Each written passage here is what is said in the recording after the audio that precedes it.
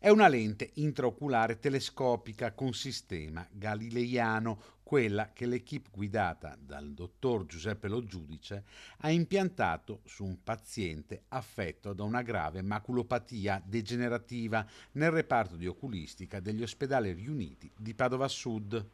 L'intervento segna un passaggio fondamentale nell'offerta di cure innovative per le persone con gravi disturbi visivi.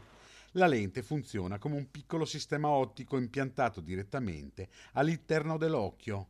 Attraverso un meccanismo di ingrandimento sposta e proietta le immagini su zone della retina non colpite dalla malattia, restituendo al paziente la capacità visiva più utile per le attività quotidiane.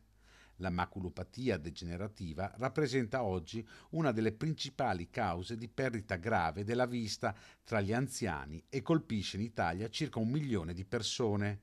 Il nuovo approccio chirurgico permetterà a pazienti selezionati di tornare a leggere un libro, guardare la televisione, riconoscere i volti dei familiari e orientarsi meglio negli spazi.